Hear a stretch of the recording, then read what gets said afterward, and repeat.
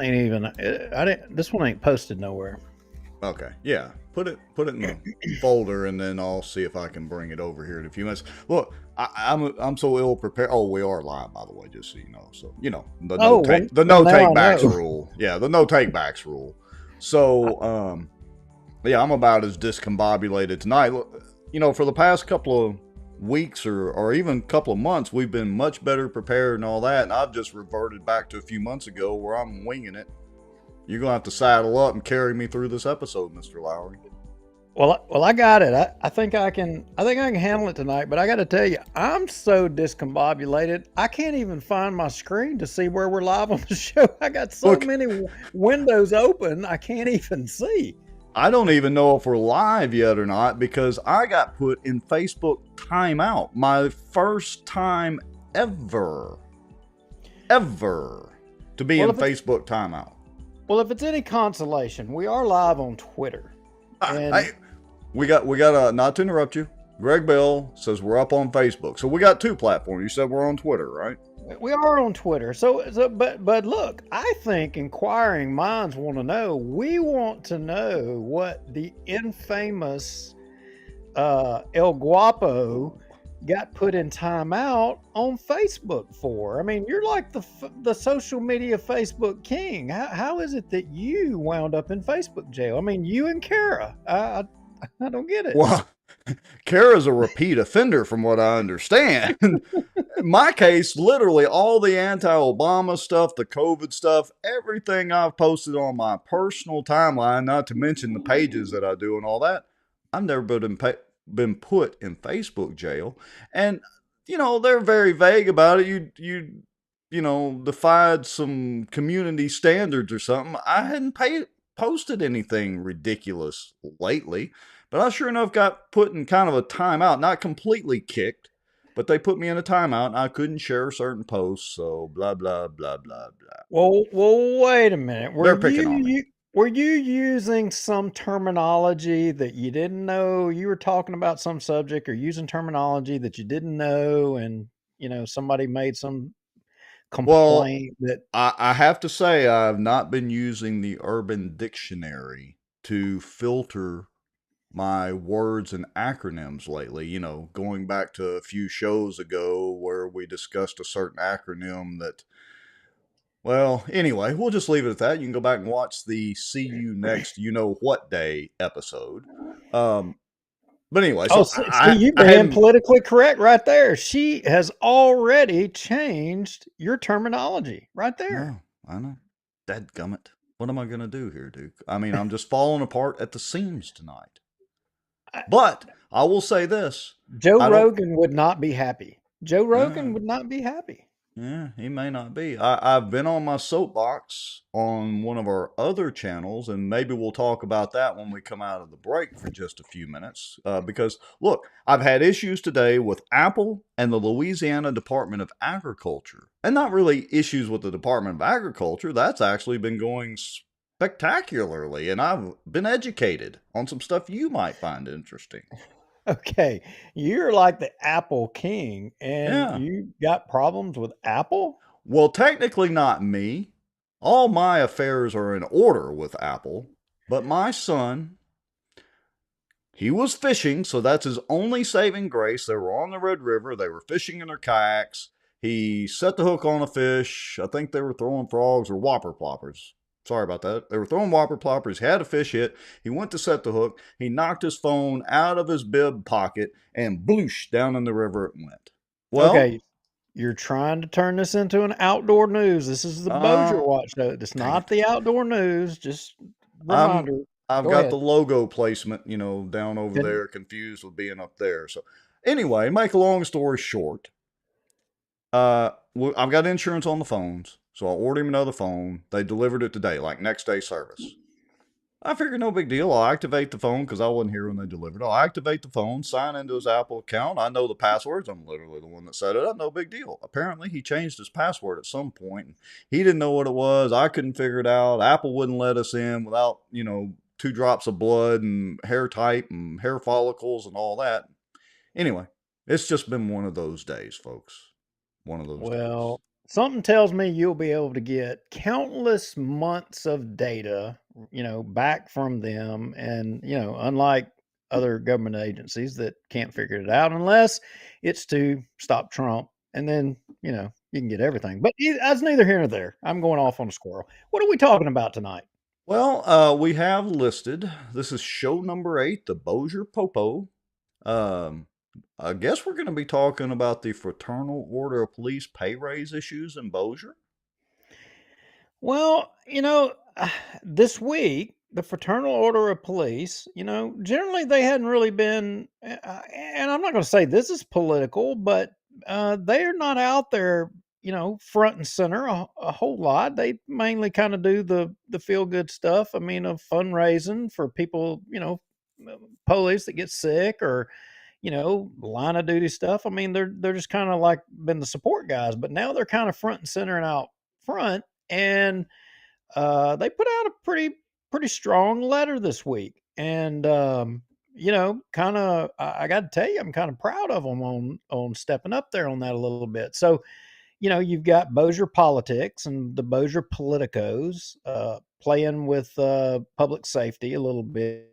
So we're going to talk about all that and do a deep dive into that tonight. Okay. And then something that really spurred me this week. I don't know if you and all of y'all watching, I don't know if any of y'all had the opportunity. Jeff Sadow put out a really good piece this week, and talking about the Charter Commission and kind of where things are headed with that. And it was a really good piece, and I got to tell you, it grabbed my attention, and it really helped me to get focused. It focused because while we do this show, um, you know, you end up kind of sort of getting disillusioned by all the Right. information, and it kind of helps you lose focus. And I will say that his article really kind of brought it home for me and helped me to put the pieces together. And I did a lot of work today putting all of these past council meetings together and the statements that were made to paint the picture, because I've had an opinion for many years about governance in Bossier City, and hopefully we're gonna sew that up for everybody tonight. All right. Well, that sounds like a plan, and you'll be educating me because unfortunately, I saw Jeff's article come across email. I didn't have time to read it, so it's going to be kind of a learning experience for me. Hey, I think we're going to talk about buoys, not boys, not. Well, I can't say that word because it's supposed to be a halfway child-friendly show. Anyway, not boys, buoys, and the Cypress district. I think we're going to go down that path just a little bit, right? Just a Maybe. hair, Okay. yeah, We'll because get it started.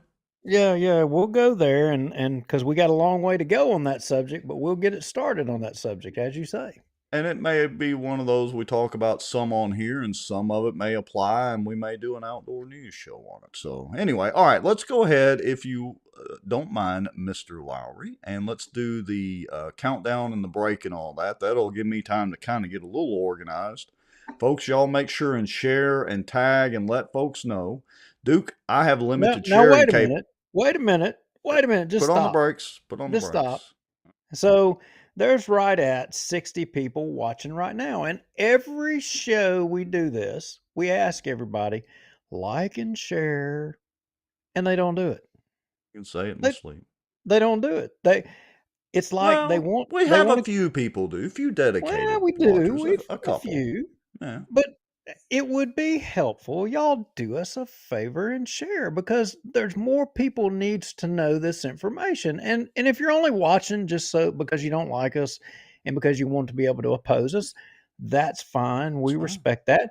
But if you do like us and you want your fellow citizens informed, all you got to do is hit that little button, share. That's all you got Yeah. to do. Look, if you don't agree with what we say, that's fine. Tag some friends, share this out in some groups, and say, hey, these jackwagons, to borrow your term, Duke, we hadn't used in a while, these jackwagons are on the air again. Let's get over there in the comments and troll them. Hey, that's fine too. Come on, bring it. Get get a group of people that oppose us to come on the show and come in the comments, or start going after us. That's Yeah. fine. Yeah, it's a lot of fun. So, all right, let's go ahead and do the break and all that kind of stuff. David Womack, Judy Stewart, Val Baker, Lisa Gosden Smith all said that they have done it, so we're proud to see that. Colonel Crockett is in the house as well. Let's do the break. I can do limited sharing. Y'all help a brother out, help Duke out, help him to share all this out tonight because I'm kind of still in timeout. We'll be right back in just a few minutes. Bunch of jack wagons. All right, here we go. Knew a lot of the back office on the politicians that they think walk on water, they would be shocked. You know, there's an old wound from a knife in my back that just is giving me heck lately, and it's just really irritating, so I have to kind of wiggle around a little bit. Well, I've not heard my name in stable or Baton Rouge in stable in the same sentence in a long time. I titled it A Shot Across the Bow of the Good Old Boys. Just, you know, they feel helpless, they don't feel heard, they have nowhere to turn. Some Republicans as well believe that government has the answers. And let me tell y'all something. I don't know anything government does well. Nothing. And aren't there laws that say that you have public meetings so that the public can have accountability of their elected officials? They're making a little bit of progress, but I would definitely have to give the race to Caddo Parish right now. I don't know. Is there anybody from Plain Dealing watching, you think? As a member of the media, I'm very concerned about what I've just heard. Did you or did you not requisition some money to fight against this or for it? We hired a lobbyist. It cost us $15,000. We were opposed to HB 630. So for this week, folks, the cockroach of the week, according to Bossier Watch and Duke Lowry and Rex Moncrief, is Raymond Cruz legislative assistant, Allie Feaster Smith. Thank you, Allie.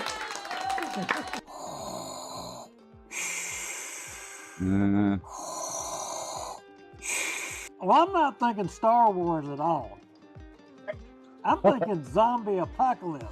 No way. It was not David. You know it wasn't David Montgomery. David ain't going to jump off in there with Chris. He ain't going to do it. He'd as soon spit on him as he would even look at him. Man, this is a Mickey D's Krispy Kreme week. Didn't you know? Who's paying y'all? And if you're driving on the roads, are you safe? It's on the road, yeah.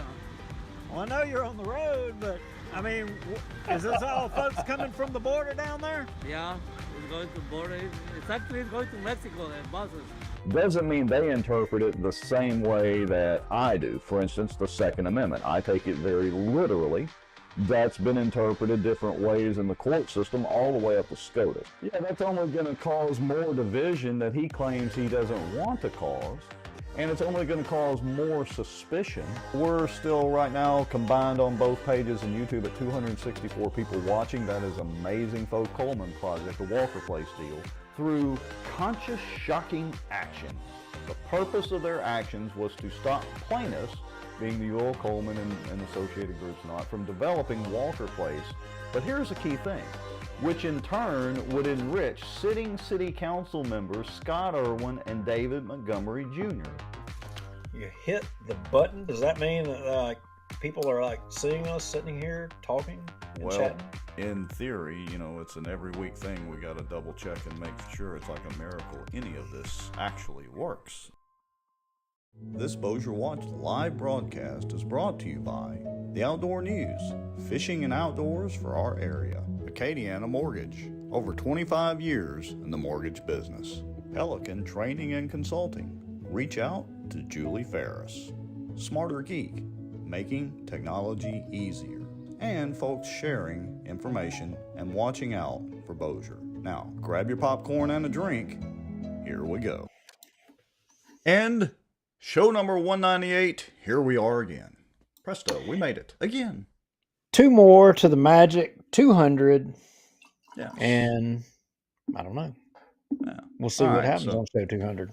So I thought it's been kind of a little bit of a slow political news week and things to keep an eye on, but we've apparently had a few things going on. Look, I've been involved in this Department of Agriculture deal. I have been down a rabbit hole with them. Would you like to hear just a quick summary of what it is? Because there's actually a political Bossier Watch potential tie-in here. Well, I got to confess, I did watch a little outdoor show, and so I might know a little more than the average Joe. But if you Well, didn't catch that outdoor show, you may not would know. So go ahead and tell the story as if I didn't know, so folks watching will understand. yeah, that's a good idea. So here is the quick summary rundown. So if you go over after Bossier Watch, of course, and find the outdoor news on Facebook or find it on YouTube, I've put the links and I'll put the YouTube link in there. Like and follow or subscribe on the YouTube channel. Okay, go back for context, and you might want to watch show 9, but certainly show 10. So it's very simple. I did not realize until I got dragged down this rabbit hole through the rumor mill of the bass fishing community. I got to tell you, Duke, the bass fishing community is worse than the political community, if that's at all possible. The whisper campaigns, the rumor mills, all that sort of thing. I would argue it's as bad or worse, or maybe, I hate to make fun of little old ladies, but it's like little old ladies gossiping around the room. The bass fishing guys are worse. All right, but anyway, I digress. So So I just got this vision of little old ladies driving around in bass boats all over my lake, blowing through the no wake buoys. That's why can't I see anything but that? yeah. So anyway, to Yeah, make see, a I long threw you for a loop there. threw me for a loop. Now I've got visions of little old ladies in bass boats running 70 miles an hour through your cove. I can't get that out of my head, Duke. Thanks a lot. So anyway, so to make a long story short, I end up using some of my expertly honed skills from Bossier Watch and my past political days. I reached out to the Louisiana Department of Agriculture because I had been accused of ratting out some tournament organizations for their scales not being certified. Now, I thought, or did not realize you had to have bass or any fishing tournament for that matter, scales certified. I mean, why? If the scales are off, they're off for everybody. Doesn't matter, So what if you don't use scales? Well, you don't weigh fish and nobody wins and everybody goes home. Well, no. It's Well, how many? Well, no, we don't. Well, but even when they do, not anybody does that anymore, Mr. Lauer. At least not in bass tournaments. Crappie fishing, the crappie tournaments are a big thing. So I guess you could. Y'all all must not have grew up in Halton, I can see. But anyway, go ahead. I guess you could start a circuit and go by numbers, but even the MLF fishing organization, you can catch all the fish you want to catch, but even they weigh every fish. So, and that's a whole other thing. But anyway, so let me summarize this real quickly, and we won't dwell on it long.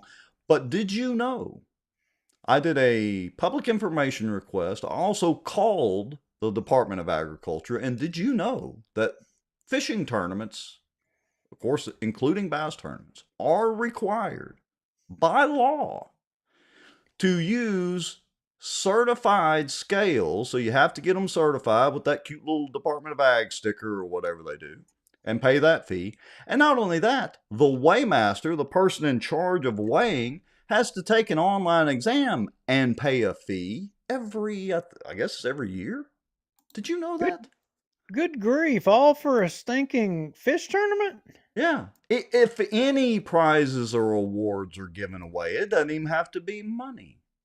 And so now the bass fishing community, I don't know if I'll ever be able to show my face at a fishing tournament again. And I didn't cause this. I'm just the messenger. Well, that seems a little extreme to me, doesn't it to you? I don't know. So we may have to use some Bossier Watch skills and get some of our local legislators involved, because I'm thinking maybe we need to try to get that law amended and exclude bass tournaments. Well, fishing, any tournament. So, Look, I'm not into this bass thing like you are. I'm not, but I mean, so the guys are throwing you under the bus on the bass tournament thing, and then now you're talking about fixing a problem that they had that they didn't even know they had. Yeah, that's basically the synopsis of it. Yes. Okay, I'm with you. Sounds Yeah. good to me. Yeah. So yeah, I guess the Department of Ag, they should be paying me a commission because I got word that the Department of Agriculture, through one of the guys that's called down there today to check on what all he's got to do, the Department of Agriculture said, we've gotten like 15 calls in the last 24 hours. What the hell is going on in North Louisiana? Well, now they know there's something other than saltwater fishing going on in the state, I guess. That's a good thing. I guess so. So anyway, let's see. Greg Bell says, I'm sorry, Greg. He says, you'll probably ruin it for the Cub Scouts when it comes to Pinewood Derby if you involve the guy. Look, if y'all are giving away prizes, you might want to have those scales certified when you weigh those cards. I'm just saying.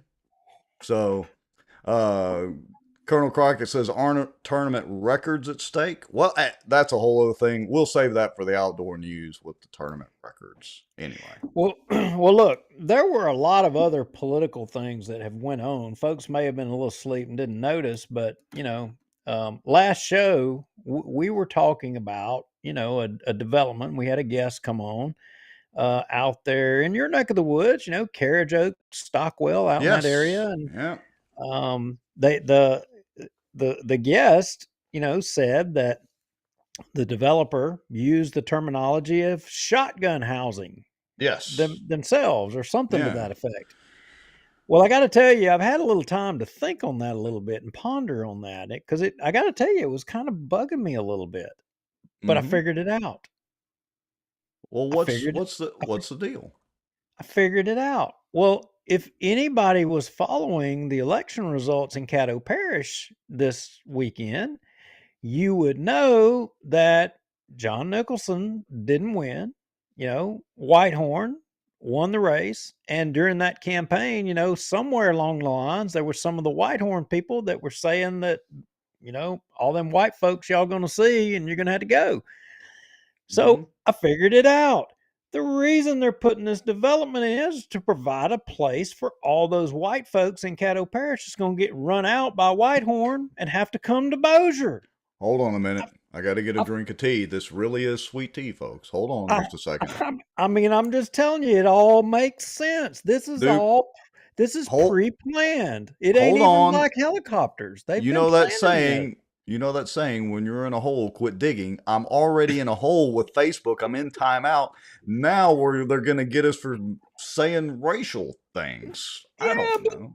But look, I can go grab the videos off of Facebook. Facebook can't whack us for that. When you got those folks over there, and Caddo was talking about, with going after the mama bears and saying, "Oh, all them white folks, y'all gonna see whatever," and the vote like your life depended on it over there. They literally used race as the basis of a campaign over there. I mean, I know that every single political campaign, it always devolves, especially when it's like that. They try to, if they can bring race into it, they make it about race, but they took it to an extreme over there in this race. And I got a little, backstory on that. So, you know how the legislature, how they redid those districts, right?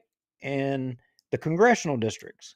And so supposedly now you have another majority minority district that is drawn to favor Cleo Fields. Well, that sounds interesting. Yeah. Well, as the story goes, what happened in Caddo was the Cleo Fields, Mary Landrew, you hadn't heard that name in a while. The Cleo Fields, Mary Landrew machine moved up north into Caddo Parish to try their hand and feel out the waters of Caddo Parish to see how effective they could be at winning a race. And they were the ones that were calling the shots in Caddo Parish in the sheriff's race to see how successful they could be.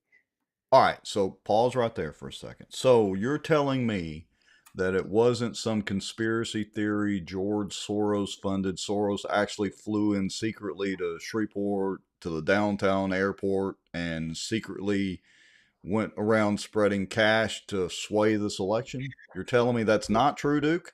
Okay, so you didn't tell me I got that mic all up there in the middle of my face. Like the kind of the blue thing. Yeah. So anyway, no, there is some legitimacy to that because, and I shared this with you, I think maybe over the weekend, that I did get a phone call from someone in Caddo Parish that wanted one of us to come over there because they wanted to show and provide information and evidence regarding an individual who was the point of contact for the Soros organization to influence things in Caddo Parish. And evil George Soros. He's the devil. now, we haven't followed up on that and we haven't gotten over there. Not that we're not going to, but it kind of doesn't matter now. Whitehorn's the sheriff. Look, he won by a sizable margin. Yeah, that's right. I mean, not that we could have affected anything in the outcome or what have you, but in the long run, that is something that we'll chase down. But we did get that call, and there was a lot at play over there. Well, yeah, lots of dynamics going on, and really, honestly, that's more of a Louisiana Watch thing. But I think you're right. It certainly affects Bossier. Because what goes on in Caddo Parish, I mean, there ain't but 400 yards of river separate us. And in some places, it ain't that much river that separates us. Well, if a lot of the claims that were made by surrogates of, Mr. Whitehorn are accurate, there's no way that some of the things that have taken place in Caddo Parish or taking place are not going to spill over in Bossier. So, it's practical for people in Bossier to, be conscious that, we're going to have spillover. It's just, they're going to be cause and effect. It's going to happen. Well, here's what I want to see, though. And this is the only place I'm going to take this in a slightly racial direction. I want to see all the folks that said if Whitehorn got elected, they were leaving Caddo Parish and blah, blah, blah. I want to see y'all come on across the river and move to Bossier Parish. All the southern Shreveport, all that area, that general area, all the white folks that said they were going to move and that's it, they're putting their houses up for sale. I double dog dare you. How about that? Oh, I don't think that's going to happen, but you know what I do think is going to happen? I think you're going to see an expedited effort for possibly the South Shreveport thing to separate from the city of Shreveport. They may try to do that. They might I try don't to. know. I We'll don't see. doubt that at all. That's been brewing for a while. All right, so let's see. Where was the Republican Party, the Louisiana Republican Party for John? Well, yeah, look, one more thing, and then we'll quit beating this dead horse. Yeah, that's a good point. I mean, I didn't see that much of a campaign effort in the second go around, after the court decision for Nicholson. I mean, maybe I wasn't paying attention. Maybe he did. And look, he came on Louisiana Watch. We did an interview with him. Honestly, I told you after that show, if I were in Caddo Parish, I'd have to hold my nose to vote for either of them. No, Nicholson, I mostly agree with what he said, but his Second Amendment stance, That's a very good point that someone just put out, because I will tell you, I was here recently. I was in Baton Rouge at the Republican State Central Committee meeting, and really, I didn't hear hardly a word about the Caddo Parish sheriff's race. I did have a little bit of brief discussion with some of the local Caddo people that were down there, but as a whole, the Republican Party as a whole, I think it wasn't on their radar. I really think it wasn't. Maybe they look at it as a lost cause because of demographics. And I don't mean that in a disparaging way to any of my black friends, and I have plenty of them and plenty of black clients. I don't mean that in a disparaging way, but the facts are the facts. Maybe they look at it as a lost cause, so to speak, because of the demographics, but I would argue that therein might be the whole problem with the Republican Party, and that's a whole other discussion. Well, I don't know that that is a sound argument to make because demographics for the city of Shreveport, yeah, I would Yeah. agree with you on that. But demographics for Caddo Parish, I Right. don't truly know the numbers, but I wouldn't think that it's to the equivalent of Shreveport. I don't think I it's that way. Yeah, I think you're correct about that. So anyway, well, maybe that's something we'll broach maybe over on the Louisiana Watch side, so y'all don't get confused, folks. Again, Bossier Watch, we're trying to keep it Bossier centric. On Thursday nights, we've spun back up Louisiana Watch, and so then we're doing more regional and state stuff and national stuff, and then like we said earlier, for those of you that are just tuning in, the outdoor news stuff, we're going to cover outdoors, hunting, fishing, wildlife and fisheries stuff, and whatever else, even the Louisiana Department of Agriculture. Okay, Mr. Lowry. Well, hey, since we're getting back on the Bossier stuff, you know, did you hear or did any of y'all hear? Did y'all hear that it was Bossier Day at the Capitol? Oh, no, I did not. Let me check the notes because I want to see about this. Tell me about Bossier Day. Oh, I did hear about this. So tell me a little bit more about it, and so the viewers that don't know.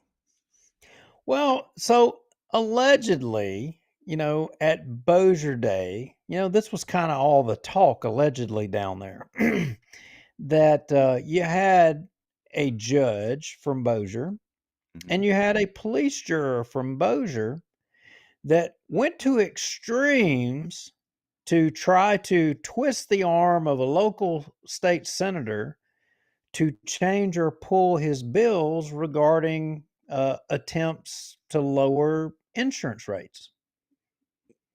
Wait, let me make sure I heard that correctly. We had a legislator that was attempting to push a bill through or whatever it is, or, to lower insurance rates. Now, here we go down the insurance rabbit hole again. But a local official from up here was against that? Did I hear you correctly? Correct me, Mr. Lowry. Surely Yeah, I didn't. allegedly, a Okay. judge and a police juror, were down there lobbying. I mean, I don't know, but I don't know if they were lobbying on behalf of themselves or they were down there on behalf of the citizens of Bossier. I don't know in which capacity they were lobbying, but apparently they were trying to convince the state senator to change, drop, amend, get rid of his bills that he's attempting. I'm not taking a position on the bills, but his attempt, obviously, or what is is said, is to try to lower insurance rates for everybody in the state of Louisiana. But they were trying to get him to pull them or amend them or change them for some reason. Hold And on a minute. So, of course, here's the inevitable question that I have. We have a couple of legislators. One of them is pro insurance. I mean, literally, he's in the insurance business. So, you got the one side that's pro tort reform. You got the other side that's pro insurance company reform. I mean, give oh, us do some we more. have? Give us Oh, some more context oh, to do we this. tell me which legislators are the pro tort or the pro lawyer legislators? Because I'm thinking I don't know which ones Oh, those are. yeah, that's right. They got rid of the one from North Louisiana that would have been for the pro lawyer side. They got rid of the purple guy. Okay, so we got two legislators, new legislators that are insurance guys, That's right? right. See, I forgot about that, Mr. Lauer. We got two of them, and one of them, I don't know about the other one. I got to be honest. I'll admit I haven't looked up his bills, but I do know one of them is a newly elected. And I'm not saying right or wrong. I don't 100% know. I'm not taking a side here, but what I am saying, he's trying to do something, and a judge and a police juror that was going down there for Bossier Day, which as I understand it, is supposed to be, kind of the local politicos or movers or shakers that go down and try to advocate for Bossier. Did they But hand them out pom-poms so they could um, cheerlead for Bossier? 2 bits, 4 bits, 6 bits a dollar, all for Bossier. Stand up and holler. I don't know if we're going to go that far. You might be stretching things a little bit, but I heard things kind of got tense. In fact, at one point, the debate was so tense that the police juror had to step away and the judge had to finish the conversation with the senator. Anybody out there that was around that wants to confirm this, and remember, there's always proton mail. No, if you look, don't want to be known.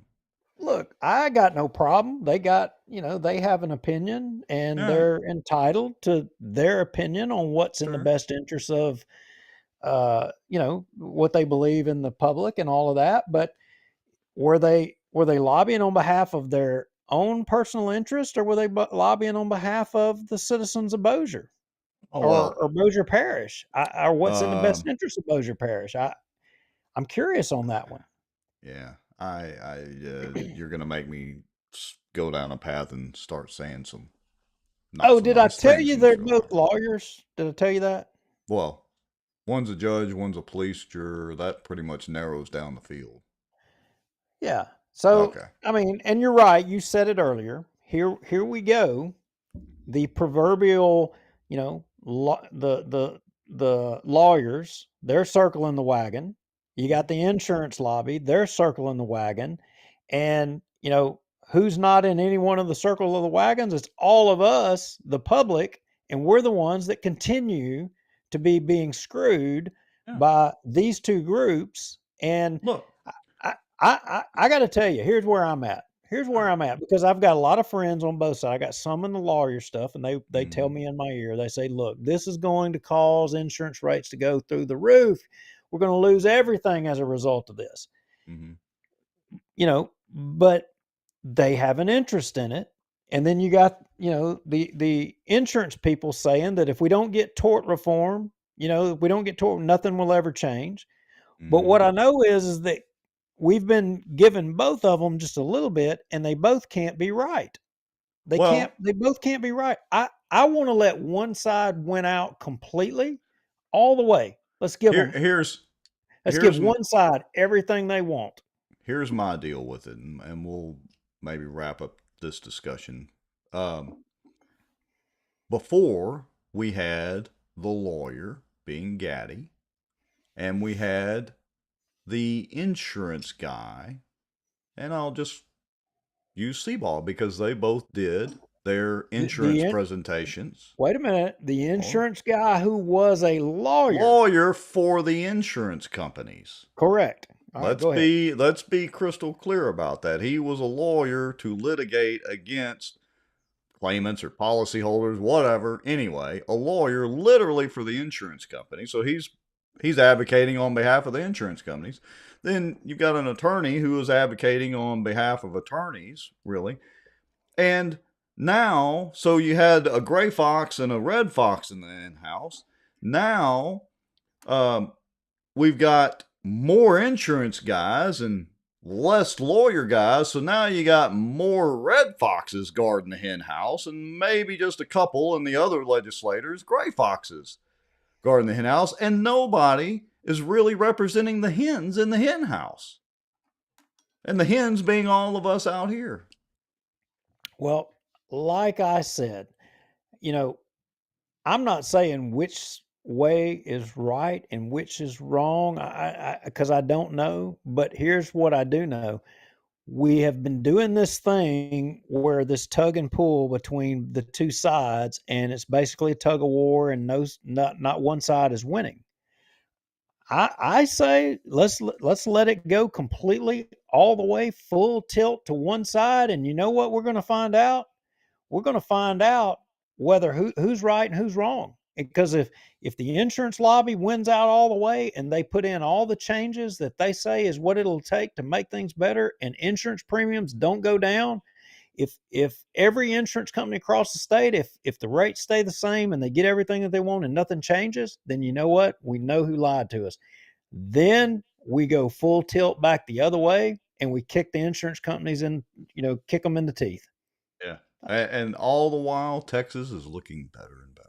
Hate to say it. I'm a Louisiana guy. But Wyoming. Yeah, Wyoming, somewhere. All right. So let's get back on track. I don't even know how we got way over there. But anyway, Well, we got Bossier. two. Well, go ahead. Yeah, we got two places we can go. We can go to the Jeff Sadow and his article that he put out, or we can go to the Bossier City Police. Let's see. Let's go to the Bossier City Police because Okay. because ultimately where Jeff Sadow ends up, the police, public safety, city employees, you all need to be paying attention and you need to understand the consequences of the charter commission. You need to understand the consequences. And if you care about, your pay, you should care about the charter commission because the result of not having an adequate charter, the result of not having term limits, that's all reflected in your pay and how you're viewed as an employee of the city of Bossier. Bottom line. Yes, it is. All right. So, hold on a second. How did the insurance deal shake out? You left us hanging. Hold on, Duke. Mr. Womack, our good friend, Mr. David Womack from down there around Elm Grove, Sobo area. Tie up the loose end for him. How did that insurance deal shake out? We don't know. Well, David, sources say it is yet to be determined. Oh, we're hanging too. Not just you, David. All right. Let me, while we're starting to talk about the Fraternal Order of the Police and the Bossier PD, I'm going to start pulling up Sadow's article just to get prepared because, of course, naturally I'm ill prepared. All right. So anyway, start us off, Mr. Lowry. Well, I'm winding up somebody because people are texting me. Now that didn't take long. No, it didn't take long at all. So people are getting wound up already. I mean, note to folks, if you start texting me during the middle of the show, not going to quite get to you. So let's go to start this thing off. Let's go to the Bossier FOP Pay Raise letter that went out, and I think folks need to know. Pretty strong letter, and it's kind of wordy and kind of long, but basically what the FOP is describing. Yeah, I know. Am I moving around too much? Yeah, I'm chasing you. I got you. Go. The FOP is describing the state of things to be a policeman in Bossier, and for a lot of y'all, I don't know if you realize it. So, I wasn't a show enough Popo. I don't consider myself that because I didn't do it full time. But I did go and experience what these guys experience. And I can tell you, I wouldn't wish it on my worst enemy. It is a miserable job. Whatever you do for a living, and take the part of that job that you hate the most, multiply it times 10. Being a police sucks. It sucks.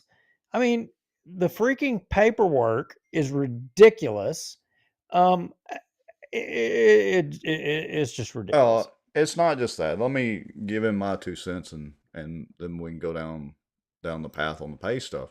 Look, I've been critical of the police before, but I also understand that they have a job to do, and unfortunately, they have to deal a lot with elements of our society that, let's just say, aren't always so nice. Look, if I get pulled over for speeding, I was speeding. I'm going to try to get my insurance, my license ready, whatever, have the awkward little exchange. Do you get in the car, stay out of the car, or whatever, and going about my business.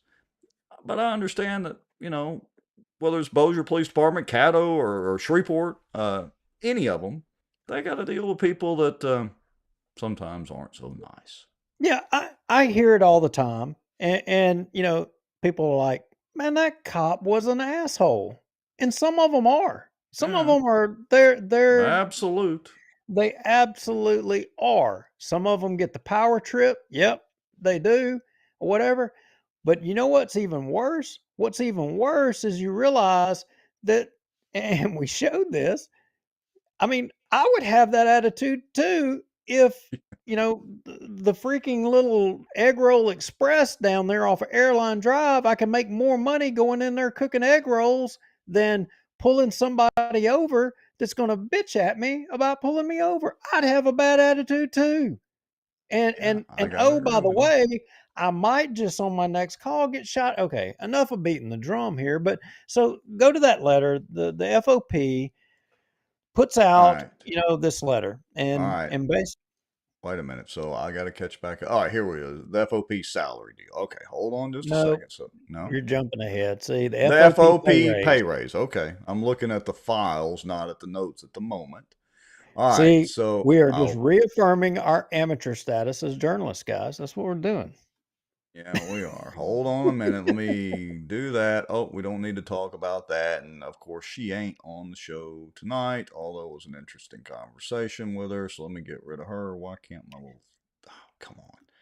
You've got Well, to I'm be going to kidding me. start Go away, reading Tiffany. while you Okay. get it up here. And I'm going to skip the Yeah, all right. first paragraph and I'm going to jump to the second paragraph. And here's what I'm going to start reading it. The shortage Go of ahead. police officers is a very real issue, and the Bossier City Police Department is not immune to that issue. The majority of people who get into law enforcement do so for their community. When we take this job, we know we are not going to get rich doing it. I totally agree with that. It was the same with firemen when I was down there. You took the job. It was always said, you're not going to get rich, but you'll have great benefits and a good retirement. Well, that's not so much. That's not the case anymore. However, the Bossier City Police Department is the lowest paid department in our area. A new officer with a family brings home less than $1,000 after taxes and deductions every 2 weeks. The average Bossier City police officer works anywhere from 15 to 24 hours in extra off-duty jobs a week just to get by. We see other agencies getting more money and more incentives for their officers. Law enforcement candidates can go to work for the Bossier Sheriff's Department and make more money, have more incentives, and work less calls for service, less work, more pay. When younger officers leave the department, their number one reason is pay. Bossier City has Barksdale Air Force Base, riverboat casinos, land-based casinos, a horse race track, the Louisiana Boardwalk, and the East Bank area. At any given time, Bossier City could have up to 100,000 people in the area. Now, this next one, this one, I get this one. I get this one a lot. Bossier City police officers have worked over 300 wrecks on I-20 since the construction began. Wow. Bossier Sheriff and State Police did not work those wrecks. We did. Our officers are tired, overworked, underpaid, and feel underappreciated. When you need the police, Bossier City Police is there to help. Where is our help? Question mark. Who helps us when we need it? We are asked daily what the FOP is going to do to help get us a pay raise. We have a duty to our members. That's the meat and potatoes of the right there. That's it. And Yeah, and look, they've got some valid points. we'll go to the pay scale. Just show the pay on that next slide that we've got. The FOP salary, and let's show that and let's put it in perspective for people. All right, so let me Because get this adjusted a little bit. This is according to the Fraternal Order of Police. All right, so Louisiana State Police monthly starting salaries $46.85.64. Kenner Police $45.58.33. Again, these are monthly. DeSoto Parish Sheriff $48.02.33. That's post. Caddo Parish Sheriff $36.68.57. Lake Charles Police $36.19.20. Bossier Parish Sheriff $35.50. Shreveport Police $34.28.62. DeSoto Parish Sheriff $34.75.17 non-post. Regional Airport Police $32.81.64. Haunton Police $32.36.40. LSU Hospital Police, 32, 30, 53, and that's arguably a pretty dangerous job. Bossier City Police is way down there at 31, 33. Is What? this true? What did David Montgomery say in that audio? Welcome to Shreveport. We're not even to Shreveport's level, King David. Oh, wow. And it's your fault. I'm just going to say it. It's your fault. And as Jeff Sadow says, all the graybeards, you guys, even since I was there for your whole tenure, I mean, we're talking about spanning over 30 years. You guys have used the public safety, the police and fire as the tool and wedge against the city. Oh, I'm just lying. I'm just making that up. Well, I tell you what, just in case I'm a jackwagon and I don't know what I'm talking about, I did a little homework. In fact, I went back and I pulled a lot of your comments. I mean, this is ridiculous. This is Bossier City. As George DeMint used to say, you know, the jewel in the crown. He was talking of public safety. What happened to the days of Bossier City when George DeMint described, you know, our public safety as being the jewel in the crown? Well, I mean, look, this is, I mean, the only thing that's not above the Bossier City Police and pay scale is a mall rent-a-cop.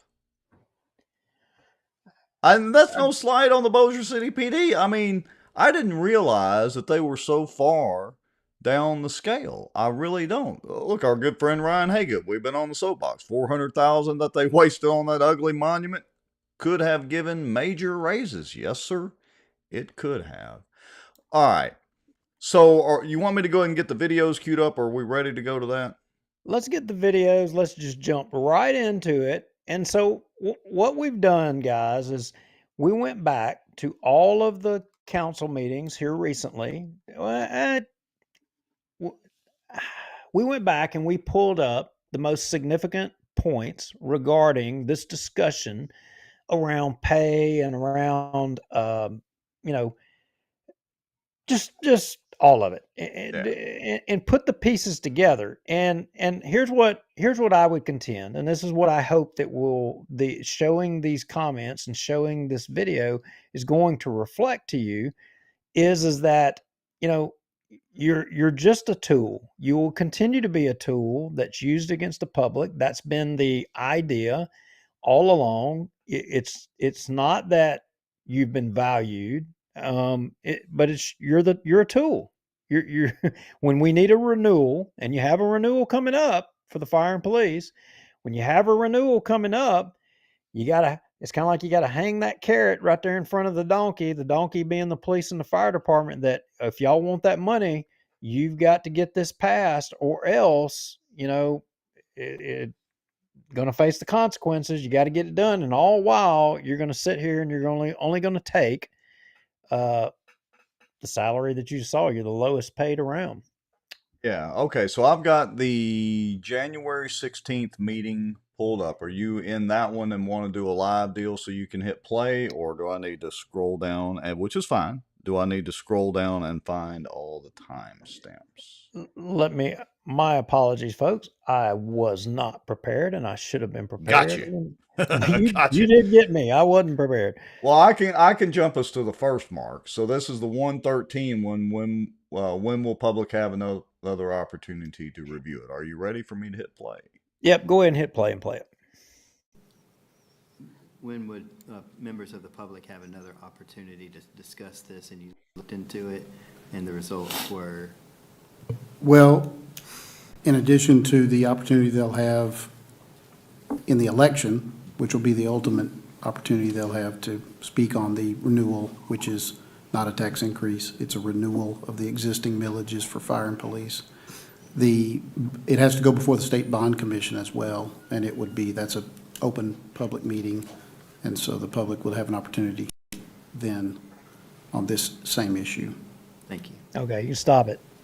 So basically what Chris Smith was asking, at what point on this renewal will the public, or, and when he's saying in the public, he's talking about fire police or anybody that cares about the fire police, when you're going to get the opportunity to say something else about this renewal, in which I got to ask, I got to say it, ding, ding, ding, ding, ding, 1051, all of y'all, and FOP, were you in these meetings? Yeah. Should the renewal have been more to accommodate for raises? I'm sure that we didn't just today discover that our pay is substandard. I mean, this was on January the 16th. We knew maybe the renewals should have been increased or something or another. Something should have changed to be able to give pay raises and to bring us up to a different standard. But Chris Smith asked, when will people get the opportunity to address this? To which Richard Ray said, oh, well, if y'all want, you can go to Baton Rouge and you can say something at the bond meeting. Otherwise, the next chance you get will be at the ballot box. There's your opportunity. Okay, so you got live control if you want to jump us to the next one, or I can do it either way.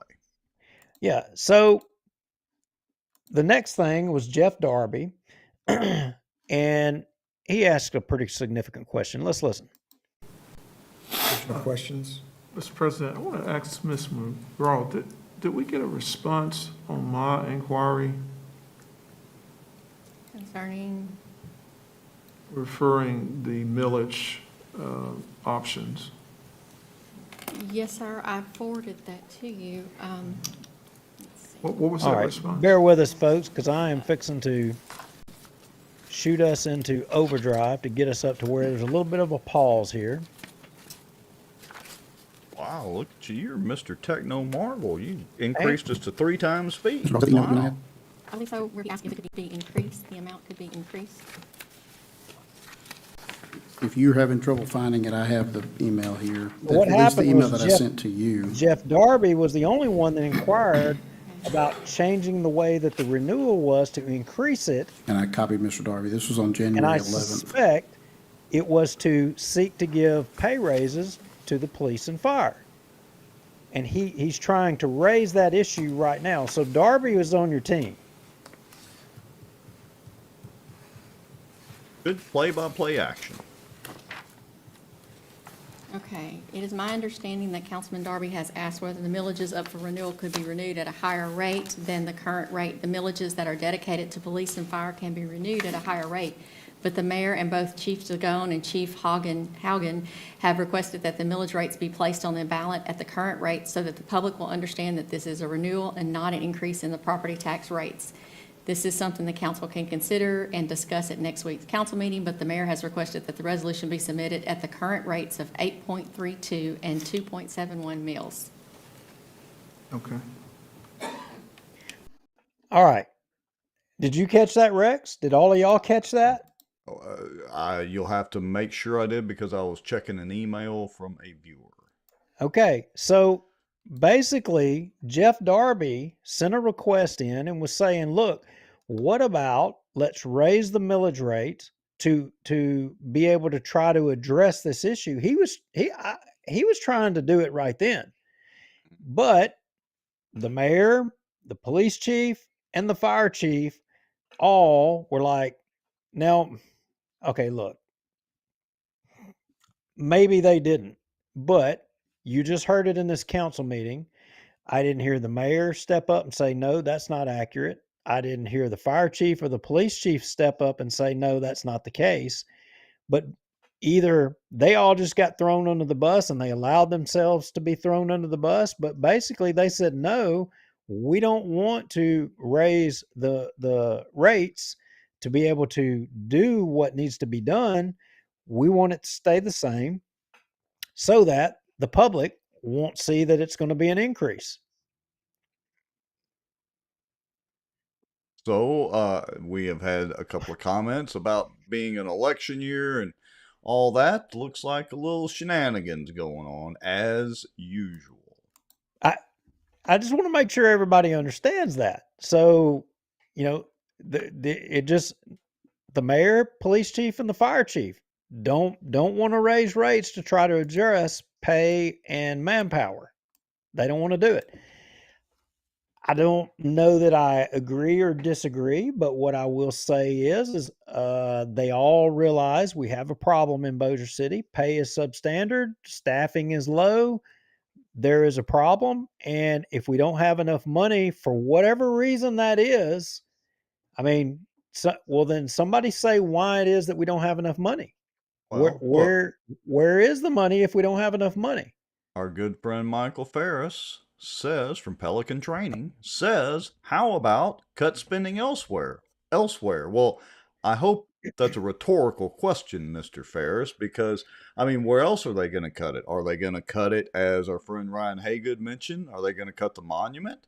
Are they going to cut out and, well, they didn't build the YMCA, but the darn sure tried, and I have a feeling they're going to try again. Are they going to try to, what, are they going to cut the baseball fields? I mean, they're trying to build a bigger baseball field, yet we can't pay our policemen and arguably our firemen. So, all right. So I want to play devil's advocate here, Rex, and for all of y'all watching, I want to exercise your minds, all of you.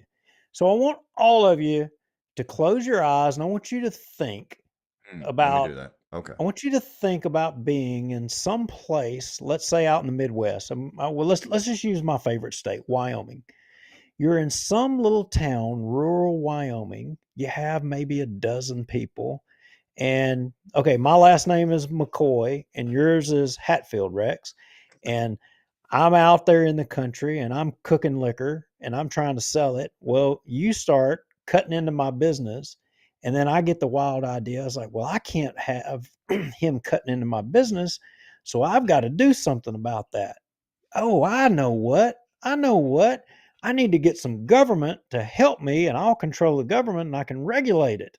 So what am I going to do? I know. I'm going to go build a statue. That'll take care of it. Isn't that the first thing that I would try to do when I do government? If I'm going to use government, a statue, won't that get it? Or a sidewalk? Yeah. So, what am I going to do? Monuments to themselves. What the fall of Rome?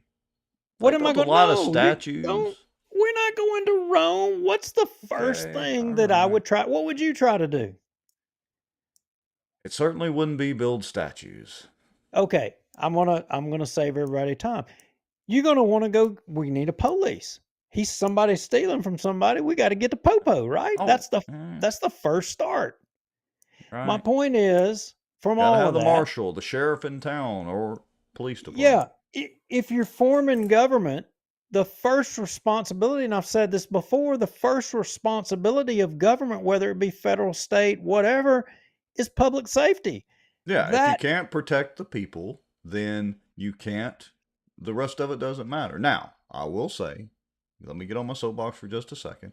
I don't believe the job of the police is actually to protect us, at least as far as future protection.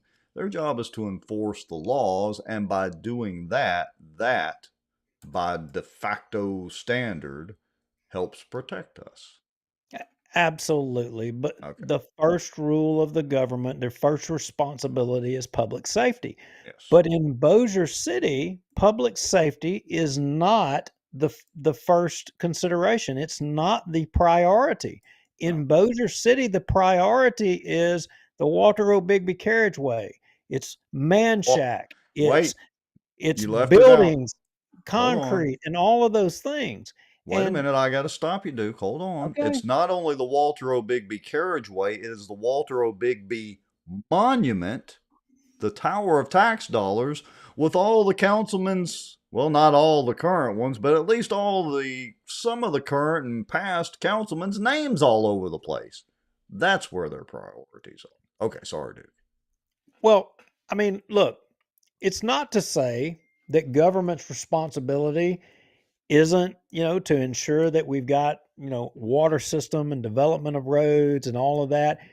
We, the people, we elect to, allow government to do those things to make our lives better. We choose to contribute monies to pay for those things, but we choose to give government the ability to enforce the laws first. That's the original intent of government in the first place, is to protect us and to help us. I mean, I'm using words here, and we don't agree. We do agree, but we're losing sight of that. And when you're so if you say, you can't have your cake and eat it too. You can't say that, oh, I respect the fire and police and public safety, and you make it substandard to every other thing in city government. You can't do that. It's the old saying, it's real easy. The proof's in the pudding. Really. You can't, I agree with you 1,000%. You can't say you're for the fire and the police and the first responders and hoorah and parade them up there every now and then to give them out awards, and then don't pay them. The electric company doesn't care about their awards that you parade them in front of the city council meeting for the public to see and hoorah them. The electric company cares whether the policeman can pay his electric bill, and his wife and kids worry about food on the table. They can't eat the awards you give them. The awards are nice, but where's the rest of it? All right, sorry, Duke.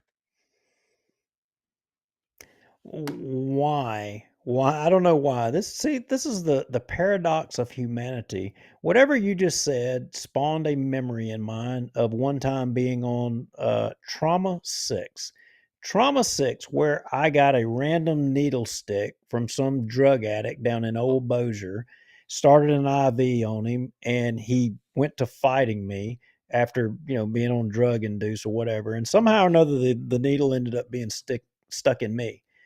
I'll always wonder, as a result of that needle stick, am I going to suffer a consequence of that? Fortunately, I didn't immediately. I've lived a good life, but as a public person in public safety, you always have to wonder in that risk. You're doing that for less money than you could make at the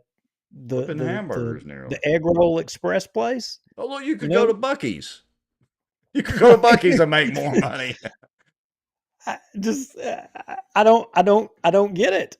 I need to look up the Buc-ee's salary deal. We should have stuck Buc-ee's on that list. Yeah.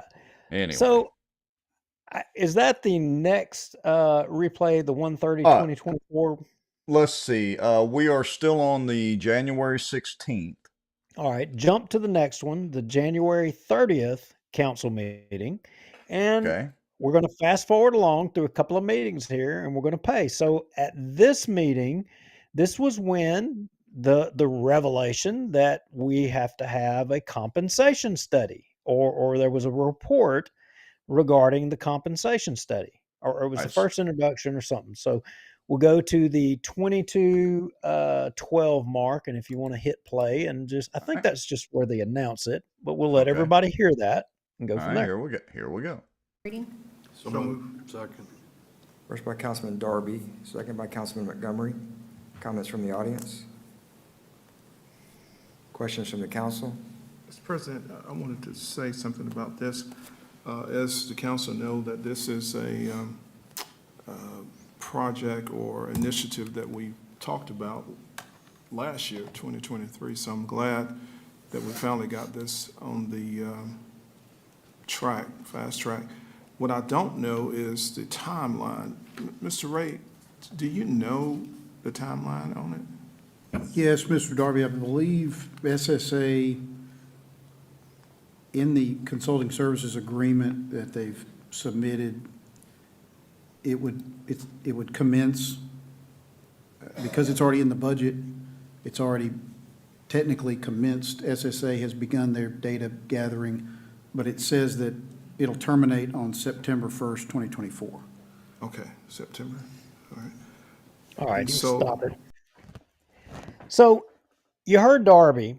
So in 2023, they started talking about it, and they didn't get around to actually taking action on it until, here in 2024, January the 30th, basically February the 1st. And it's not going to have a conclusion until September of 2024. This study to tell them that, oh, we're underpaying everybody. I mean, does Let's it go take do a study to do something that, yeah, literally anybody, well, I won't say anybody on that up there in their chairs is qualified to do, but at least some of the ones in the chairs are well qualified to do. Heck, send Amanda Nottingham to do the comparison. It's not hard to do. I mean, okay. So jump to the 2506 mark, and this was an interesting comment. I think this was Chris Smith. So go ahead and hit play. Here we go. President, I want them to be able to do the work diligently, but my question would be, do they anticipate this lasting all the way to September 1st? Because my big concern is that department heads and the administration start working on their budget for 2025 in June and July. And if we're going to take the results of this into consideration moving into next year's budget, we would need to have information relayed to us way before September 1st. And so that would be a concern. During your conversation with them, Mr. Ray, did that topic come up of when we start working on our budget and how imperative it is we have these numbers?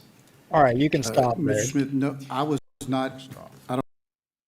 So, Chris is basically, he's pointing out the fact that, okay, our department heads, meaning the fire chief and the police chief, they're working on budgets in July, but yet here we are, as a council, we hung our hat on that, okay, well, we're going to do something about pay. We're going to do a study. And oh, by the way, that study won't be done until September, but we're going to be working on budgets in July. And Chris is pointing out, says, okay, is this thing going to move fast? Is it going to move slow? Because if we're going to do anything in any fast timeline or try to get something done in the immediate future, we need to be thinking about it here by July or before July. And that's what he's trying to hone in on, to which pretty much didn't get an answer. It was just wag the dog, crickets. It's going to drag out to September. It's drawing it out. And why is it drawing it out? Well, I say it's drawing it out because y'all got to pass this renewal. You get the firemen and policemen. Y'all got to get out there and get this thing done. Y'all got to get it passed. It's on you. Oh yeah. If we can't raise them, it's because you didn't renew the millage, renew the tax, and it's not on us. Blah blah blah. Yeah, it's a shell game.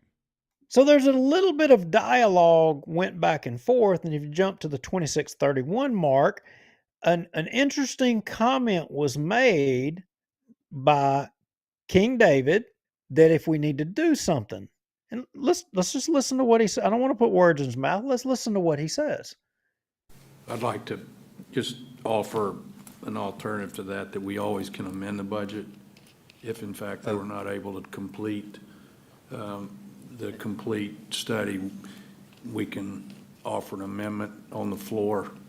That's true. Before, during, or after the process. So I'm just pointing that out, that we do have that ability, and we can keep in mind when we're drafting, or when they present the budget and it's drafted, that we look at alternative sources of revenue for potential increases within each department. Okay, you can stop it. I want to make a point before you address what he said. I want to make a point. Is he on Prozac or something? I mean, I'm no drug guy, but isn't that like, one that levels you out? I mean, he has been so calm the last 3 or 4 months. I don't understand this. Anyway, let's not get carried away. I think we're talking about the same meeting because there's already been meetings since this one. This was January. Okay. All right. Anyway, so I mean, I get what you're saying. I mean, he is. I mean, it's like I think I said it a show or two ago. I mean, look, this was the new David. I actually liked the councilman that I was hearing. New and improved David. All right, but back to the meat of what he said. I'm sorry I took us off on that tangent, but back to the meat of what he's saying there, that they can amend the budget at any point in time, waiting on this study or based on the results of this study. It's pretty simple. You ain't got to study it. Pay the people. He says there's alternative sources of revenue that he's basically saying right there. We just amend it, when the budgets come in July. They could do it when they want, right? We could just do it when we want. Now, I mean, they could technically amend it right now, right? Look, play it. I want you to play again what he says. I want you to play that part one more time, because then we're going to jump forward to the next council meeting, and then I want you to hear his words at the next council meeting. But play that part one more time. Okay. Repeat, rewind. Here we go. I'd like to just offer an alternative to that we always can amend the budget if in fact they were not able to complete the complete study. We can offer an amendment on the floor. That's true. Before, during, or after the process. So I'm just pointing that out, that we do have that ability, and we can keep in mind when we're drafting, or when they present the budget and it's drafted, that we look at alternative sources of revenue for potential increases within each department. Okay. All right. So y'all heard that again. Yeah. And everybody may have their ideas as to what he was meaning, but I have something that might be going to catch you off guard of what he might have actually, that I don't know that anybody else is thinking it. If you're a public safety person, you may have read between the lines, but if you're not, you may not have read between the lines. So let's jump forward to the 3/12/2024 meeting. Okay, give me just a second. I'm going to actually temporarily switch screens, and let me pull that meeting up. So bear with me just a moment here. Let me copy that link, and let me do a little magic here and put that link in, and I'll have us there in just a momento. And let me go back. Okay, so this is the 3/12 meeting. And I've got the live review going if you want to do that. If not, just tell me where to start. Okay. I think I have it ready right here. So we showed this, I think, last show or the show before. We showed this, but we didn't. We're going to show it again and catch folks up. So there's some commentary going back and forth. You have another department that's moving money around to give pay raises, and there was some interesting commentary here. So listen in. President, this is becoming a kind of a trend here, that when they promote somebody and then they don't backfill a position in somebody, and then they give the money and give everybody pay raises in that department. I don't see it's really fair to all the other departments that don't have that luxury in order to give their staff and the people that work in that department a pay raise. That's just my thoughts. I'm sure it's not a popular thought, but that's my thoughts on it. Well, to your point, I think that we do that in other departments. No, that's what I was saying, that it's becoming a trend now, that's what they're doing, not filling a position, and then the money that's left over is spread out amongst the other employees in that department. But I thought you said that the other departments are not able to do that. If they don't have somebody that's leaving. But I mean, that has happened historically. I'll just give you what we, prior to, in the past, we'll leave it at that the council has sought to provide a pot of money to these departments.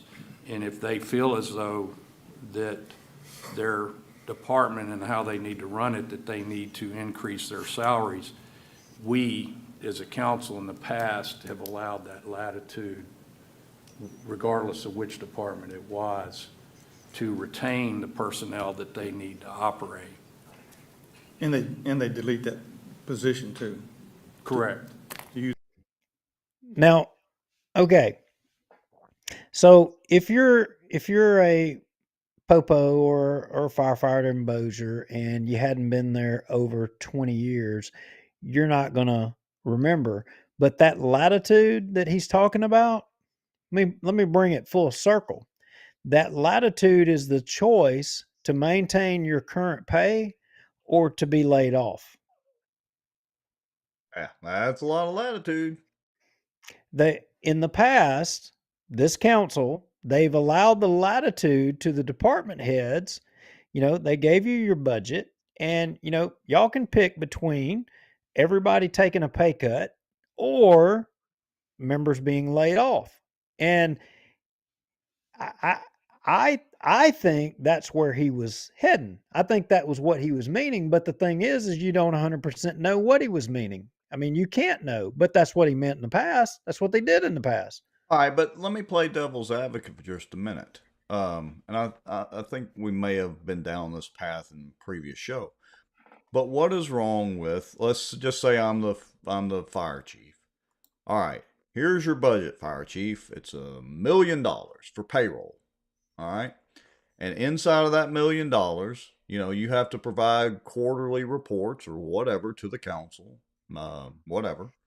And you can hire and fire as you see fit within civil service guidelines, or if there's anything that's, kind of an overarching deal on that. In other words, you can't just hire one guy for $1 million. You got to do whatever, pay appropriate salaries. What is wrong with that? And saying, now look, if that $1 million, if you go over that, you've either got to come back to us, and we're probably going to tell you, no, that's your budget for this year. What is wrong with that? Well, I'm going to say something different. I'm going to go back to that charter commission meeting where I went and you were there, Rex, and I made the comment, charter commission, if you want to do something, untie public safety to the political whims of elected officials in Bossier. Tie the pay of public safety to the Southern average. Take this question off the table. Take it off the table. Let's not even allow public safety to be a question in a debate. That'll never fly, Duke. You know why? Tell me why. It's too easy. It's hitting the easy button, like in the commercial. Easy button. That's right. So let's, Brian Hammonds, he didn't let up. This was when him and the King were kind of going at it again. And Brian, after a little bit more deliberation, Brian has a pretty good comeback here. So in that same retrospect, if our police chief and fire chief come to us and say they need an extra $3 million in order to maintain and keep employees, are we going to give it to them? I don't think you're comparing apples and oranges. We're talking about an expense neutral proposition. You're not. You're talking about increasing the budget by $3 million. Am I correct? Yes, sir. It's a net neutral. Yeah, no, I understand it's a net neutral, but I mean, it's just. And fire and police get 2% guaranteed annually, so. Well, they get the 2% annually. So all you fire and police, y'all should just sit down and shut up. Suck it up, Buttercup. Suck it up. You get your 2% every year. But that's all right.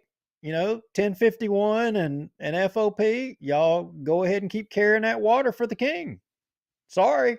2% is state mandated and covers nothing. It's bullshit, says Christopher Davis. I'm just saying, you get your 2%. You just heard him say it. Yeah. That's right, Duke. I don't want to hear any more griping from a retired fireman on this show. Suck it up, Buttercup. So, yeah, and so you heard in one video ago, the King said all we got to do is just we can amend the budget, and then now when Hammond says, so if they need $3 million, we just need to give them $3 million, and you heard David, I don't know that he was like, yeah, we could just amend the budget and give them $3 million. And no, that wasn't what he was saying there. No, that's not what he meant. Just 6 weeks later. that was two different things that I heard him saying, but Chris Smith tries to redirect it. So listen to Chris Smith. I think the point you might be trying to make, and I don't want to No, speak. I made it. Speak for you, is that police and fire, they have to fill all their positions. They don't have the luxury to get rid of Yeah. positions to spread wealth around, I think is the point you were making. All right, any additional Well, comments? I mean, I want things to be clear because we have got the had finger going. in the past where, and Chief Haugen's here and Chief Sagon, where they have actually restructured, and this goes back many years, where they may have felt as though their departments were top-heavy, that too many people had migrated, and we needed more boots on the ground, and correct me if I'm wrong, the two chiefs, that, you know, we let those people, through normal attrition, disappear so that we had more money to put back with boots on the ground. Is that correct? Wait a minute. Did he say layoff? Hold on. Did that, I'm did trying that to find the puppet strings running from the ceiling that have animated him. I mean, I talk with my hands too, but I mean, anyway. All right, sorry, Duke. Go ahead.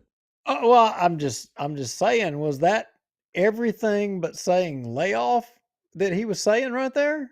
I mean, Pretty much.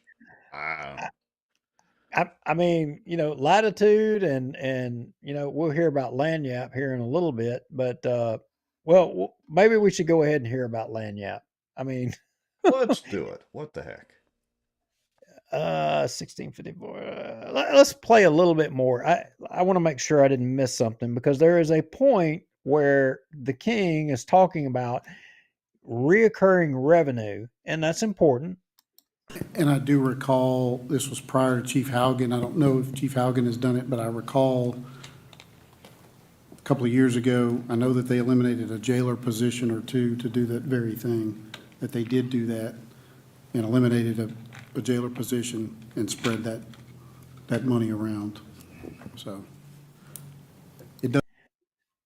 So to sum this up for you guys, kind of what they're talking about is if you eliminate positions, the extra money that you then have in the budget, you can take and then spread out amongst all the other employees to bump their pay up, if that's what you have to do, rather than seeking a source of funding or revenue to overall spend more money on the employees that you have.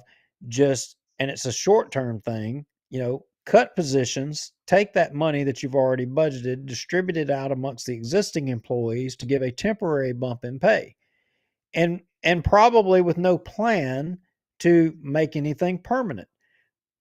That's what I see. That's the code that I'm seeing. I don't know if anybody else is seeing what I'm seeing, but I mean, look, that's what historically happened in Bossier. I was there. I remember walking on the levees. Rex, your subdivision, Stockwell Carriage Oak, spent 2 days straight. I think it was 2 days. It may have been 3 days straight out 3 there, days, yeah. hauling sandbags on that levee out there with guys who just a week or two or so after the flood hauling sandbags, because they put all the recruits out there with me. And we were doing all the sandbags out there. And then they laid them all off in budget cuts. And you know what? Those guys went to Shreveport. Yeah. I mean, well, I would like to bring up that Christopher Davis, I showed the comment, invoked Jesus with this. And one of my favorite verses in the Bible is Jesus and the money changers in the temple. You know what the interesting thing about that is? Jesus took the time to fashion his own whips and then beat the hell out of them. I'm just saying, while he flipped up the tables. So if Jesus walked in, I think he would flip over the table at the podium there and then start beating the hell out of them with a whip.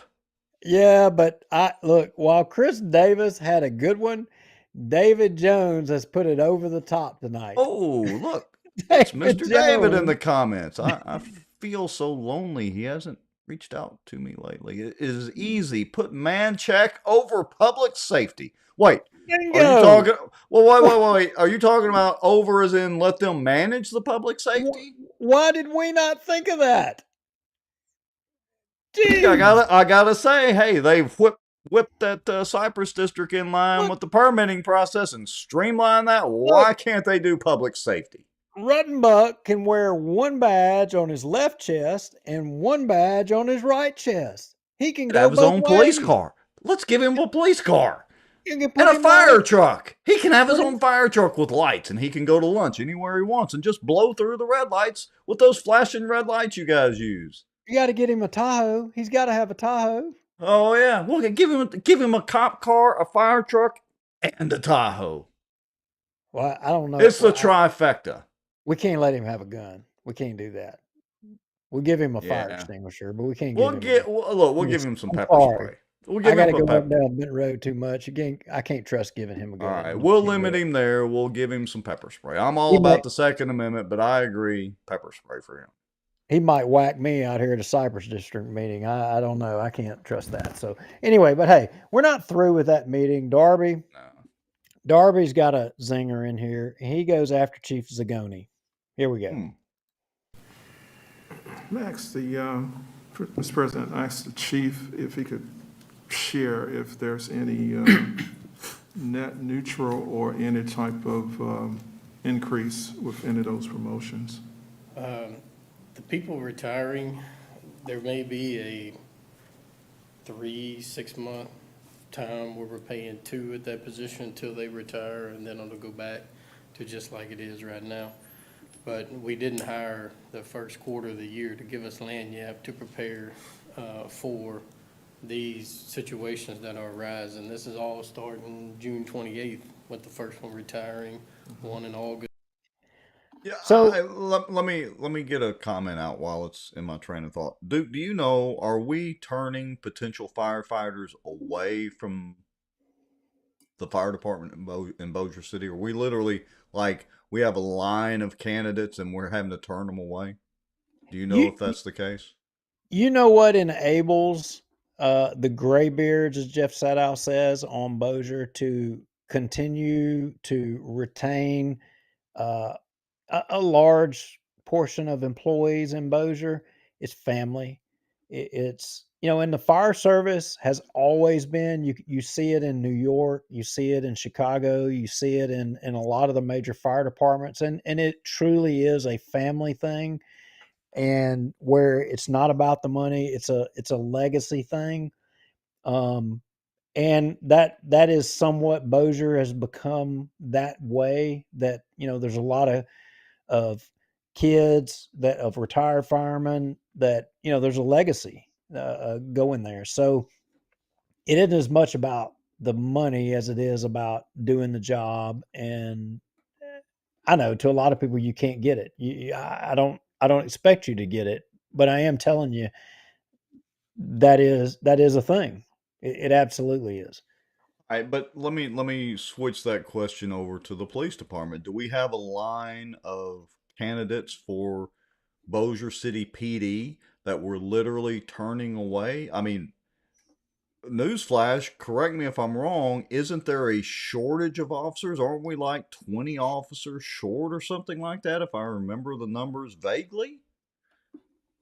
I mean, I couldn't say. I mean, we've asked the police chief of Bossier City to come on, for the current police chief to come on for an interview, to which we have gotten no response. And I would like to know that answer. I agree with Chris Davis. I think hell no. I don't think there's a line of people. The police department's a little different, man. It is a thankless job, and if I had a son, I'm damn sure not going to tell him to go become a policeman. I may tell him to suck it up and go be a fireman, but there ain't no way.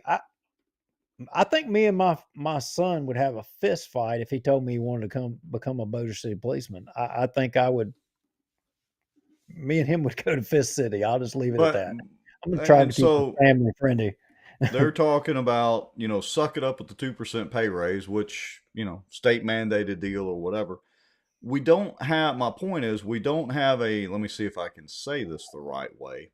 we don't have a line of people waiting to become Bossier City police officers.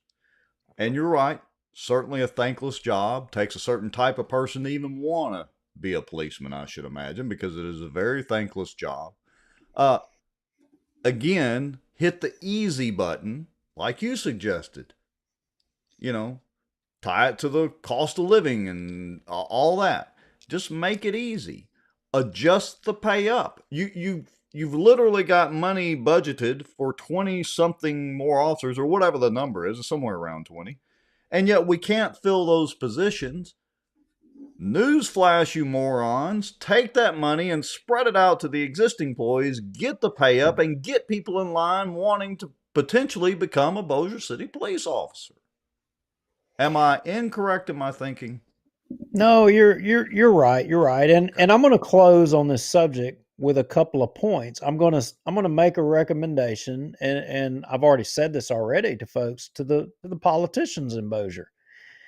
You know, I'm going to make a recommendation to the politicians.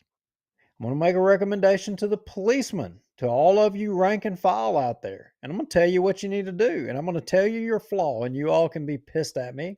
You can hate me. You can not like me, but I'm going to tell you the truth. I'm not going to freaking lie to you. I'm going to tell you how the cow ate the cabbage here. But to the politicians, stop using public safety as the tool against the public. Once and for all in Bossier City, make the statement, put the exclamation point. King David, I'm talking to you. You control the power to do it. If you wanted it done, you could have done it a long time ago, but you say you're going out the door. Put the exclamation point on your career and say that it was not all a lie all these years and all this spin, that public safety was the priority, and it is the priority of Bossier City. Tie the firemen and policemen's pay to the Southern average. Tie it to the Southern average. Take it out of politics. Take the politics out of it altogether.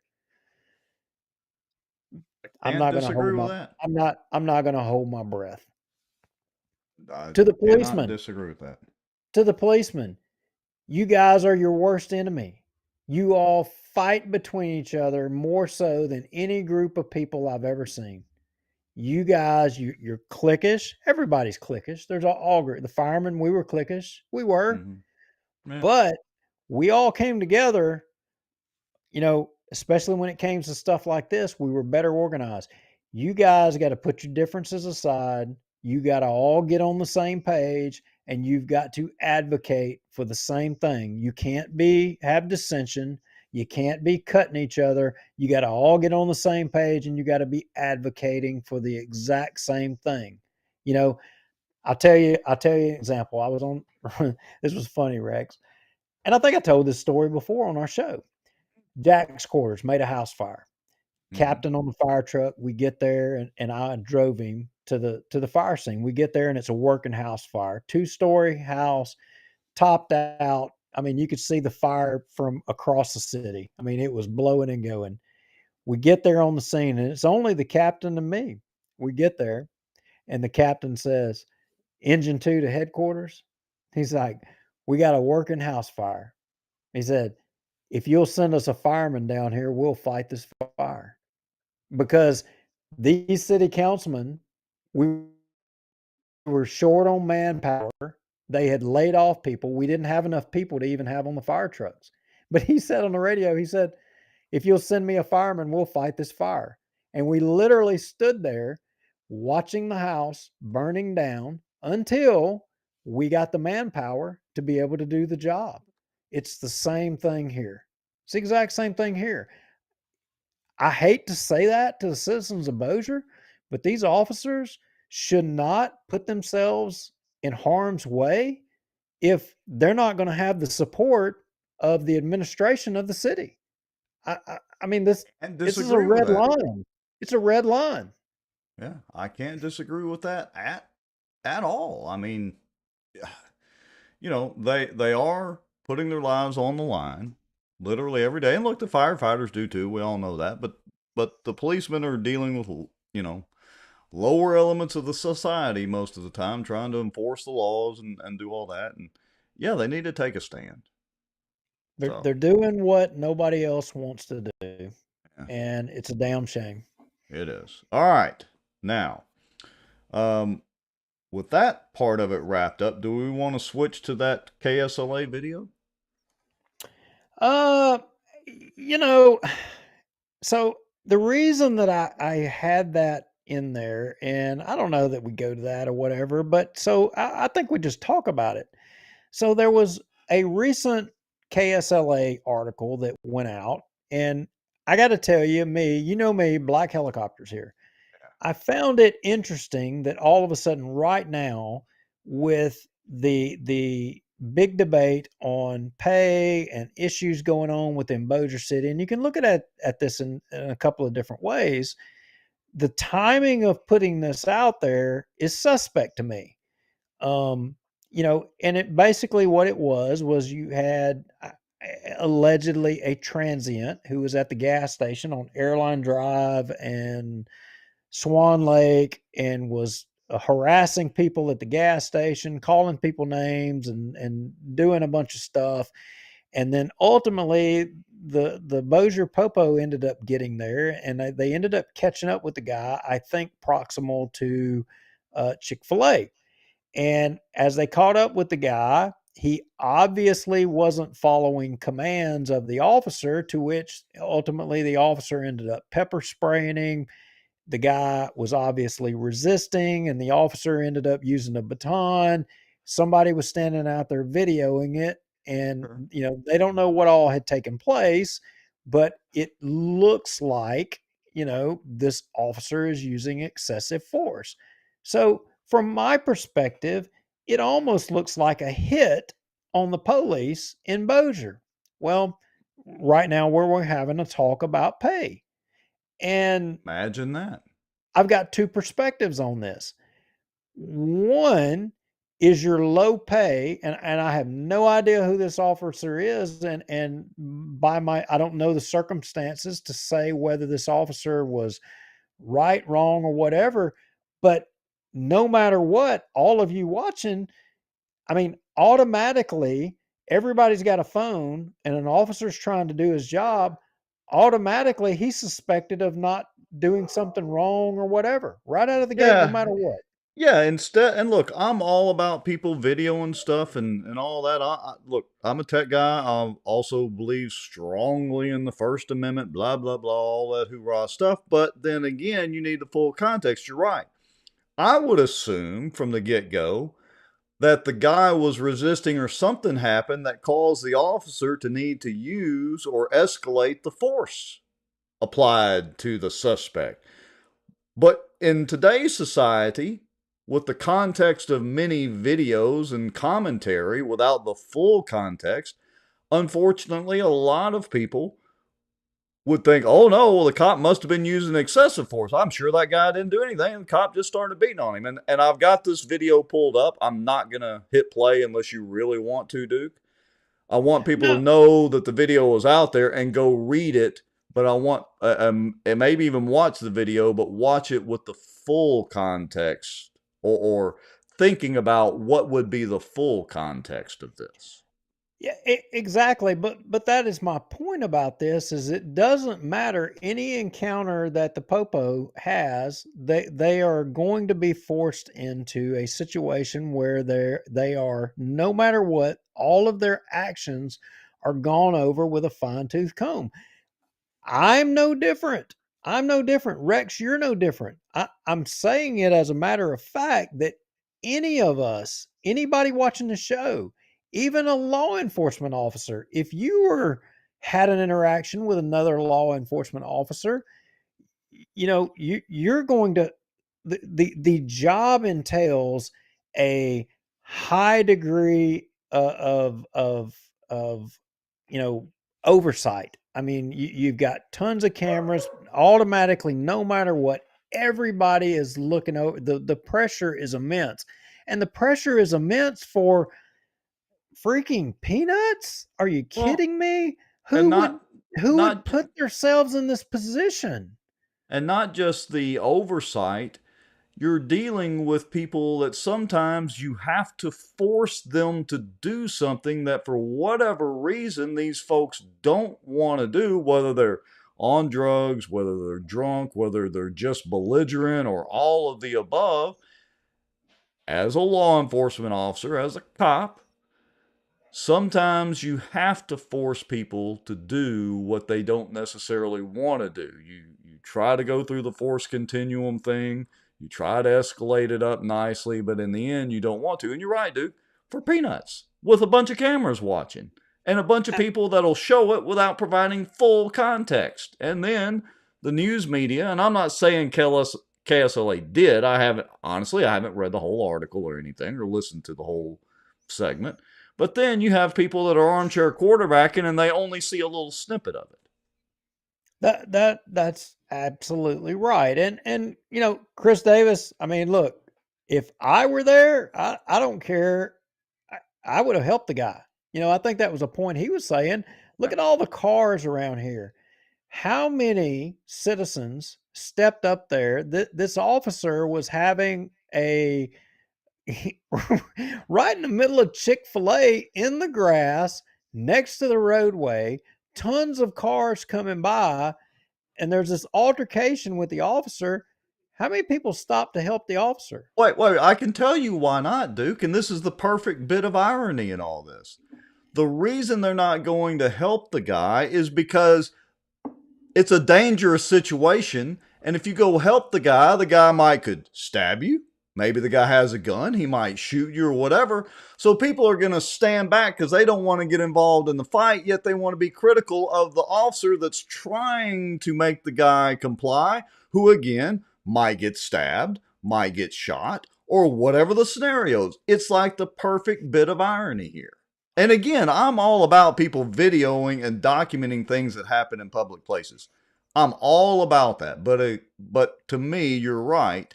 It's the irony of, if that was a single officer out there and he was struggling and didn't have backup and didn't have help on the way, I would be the first person, even if I was starting the video, to go help the cop first, then I'll get the video later. But unfortunately, that's not what most people do. I will go back to everybody watching this. You know, our society, our government, everything is based off of the rule of law. And, you know, if we don't have the rule of law, which means that we have to have people to enforce the law, if we don't have that and we give all of that up and we don't have good people doing that, we've got nothing. And if our elected officials don't place a priority on our law enforcement and they don't make that the number one, you know, object of government, we've lost everything. And if we haven't lost everything, we're going to lose everything. It's only a matter of time. It's only a matter of time. Well, And paying the lowest wage of anybody around, I mean, that is so negligent. I don't have words to describe it. I mean, Well, but all right. I want to kind of bring this show a little bit full circle. So we started out talking, or one of the first subjects we were talking about was the situation in Shreveport and the sheriff's race over there. And, you know, kind of we alluded to the crime and over there, all that over there. I will say this. That video right there in that article is one of the reasons that the most of the crime, I'm not saying all of it, but most of it stays a few hundred yards on the other side of the river. Because the reputation of the Bossier cops is they will take on the perpetrator first and ask questions later. And the DA, you know, we've been critical of Schuyler's office, but one thing about it, the DA typically backs the cops first. Unless there's no other choice. He does back the cops. He does, but I'm going to take a step back and I don't, I mean, look, we do this show and we offend people, and a lot of the reputation that Bossier City has comes from the historical way that Bossier City has handled things. You still have officers in Bossier that still carry the old ways and still, um, you know, take care of business. But I'm going to say that the old school Bossier, that's what has Bossier's reputation. The modern day policing is getting away from the old ways. And all I know is I don't know that we're as tough as we used to be. I think we better start toughening up because the spillover from Shreveport, it's coming. I mean, I think we've already been seeing hints of it coming, but we're going to have to toughen up. And our elected officials, they're going to have to stand with our police. And I don't see them standing with them. I see them continuing to use them as a political tool. And that's the tragedy of this. Well, that is correct. And Mr. Lowry, speaking of cameras, I am taking a picture right now while we're in the middle of the show. I see you doing that, and I have no idea why you're doing that. So I'm just Publicity wondering. purposes. Anyway. We've been jabbering a ton, and I've seen some comments, and I'm really wondering what do all of y'all think? I mean, do y'all think we're beating? I mean, David Jones, I mean, he says media does not sell a safe life; they sell ads. He's right. He is right. And he's right. I mean, but I'm just wondering, what do y'all think? Do you think that the elected officials in Bossier, do they take public safety serious? I mean, I can tell you this. I know David Jones, and I mean, maybe this is kissing your ass night, but I know when David Jones was on the council, he voted for public safety every time, regardless. But the current staff of public safety, I don't know so much. Yeah, that's a good point. All right. So, I just put a link to Sadow's article on the Charter Commission, and I'll probably do a separate post for everybody on Bossier Watch to that. Do we want to go down the path of the Cypress District buoys just for a minute as we kind of start wrapping up? Yeah, I don't think we're going to get to. I had a lot of notes built regarding, Jeff Sadow's article. You guys should go and read it. He's dead on the money. You got to read it. And I tell you what, next Tuesday we'll cover that part. Yeah. We'll come back to Yeah. this because I think it's going to last. I mean, the Charter Commission is not going to do anything. This isn't going to Yeah. change. But Jeff Sadow was dead on the money. And Yeah. we'll carry those notes over into next week. Yeah, we'll share the article out. I just put it in the comments. We'll share the article out as a standalone post as well. And then I would challenge everybody watching to read the Sadow article. And then let's all get in on the conversation next week as we go through your notes and the stuff that you've researched and done, Duke. And we'll encourage everybody to come in on the comments educated by reading the article. How about that?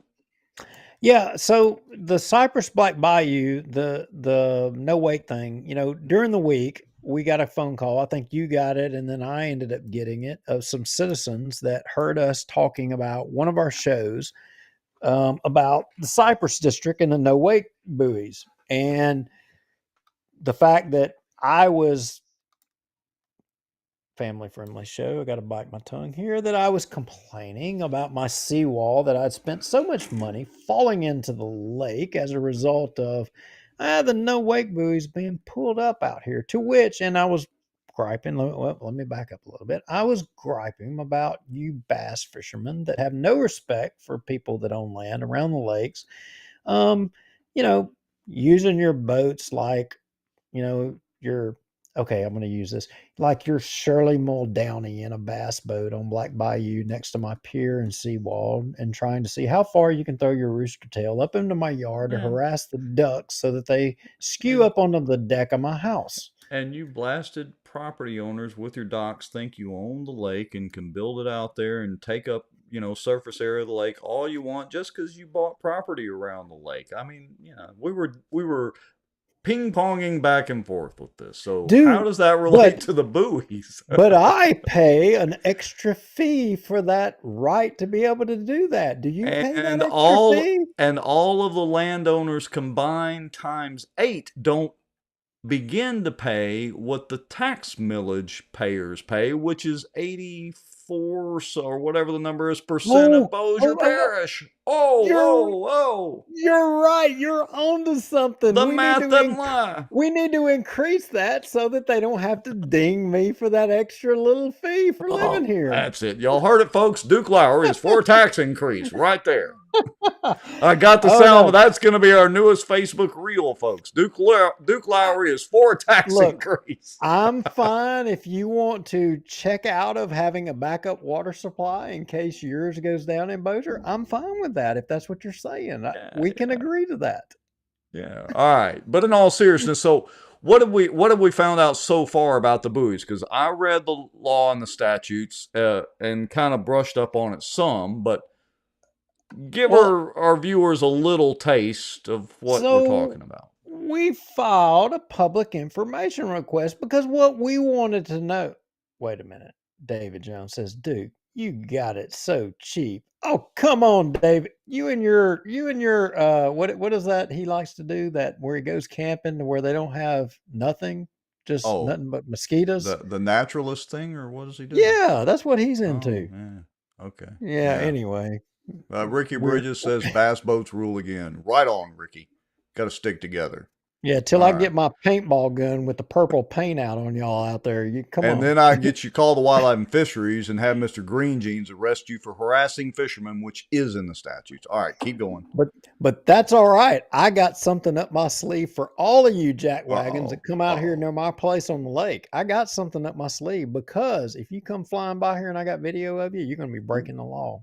And let me just say, I'm completely with you on that one, Mr. Lowry. On that point, we completely agree. I'm just telling you, I got a catch in the law because I did extensive research. And I'm not going to tell all of y'all. I'm not going to tell you what it is, but I got extensive research that I'm going to get every one of you. But anyway. I agree. Wait. I agree with Mr. Jones. I'm a little jealous because you are a rich landowner and you need to pay for your wealthy existence. You have that home right there on the lake. I am jealous. I bought when it wasn't rich and wealthy. I bought when it was po folks up here. And because all the rich folks moved in around me, I can't help that. I mean, I spruced up the neighborhood and then all these dadgum rich people came around here. What can I say? What you got to say about that? All right. So let's keep going down the buoys. So anyway, we were having that dialogue about the no wake zones, right? And we're like, okay, well, where exactly is the no wake zone? I don't think we had a disagreement, but we had a little bit of question or inquisitiveness. So we sent a public information request in, and the public information request got a response to the Cypress district, to which I wasn't exactly expecting. And during the week, you got a call and I got a call from landowners regarding our talking about the subject because they are aggravated about the failure of their seawall, the no wake zones. Apparently, it's more than an issue than just when we've been talking about it on our show. There's more people that are aggravated about it than what we even realized.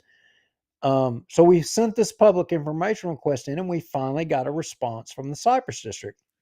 They were prompt. I said finally, I'm not meaning that disparagingly, to which the response was basically that the only designated no wake zones that to their knowledge are Glen Cove, where I live.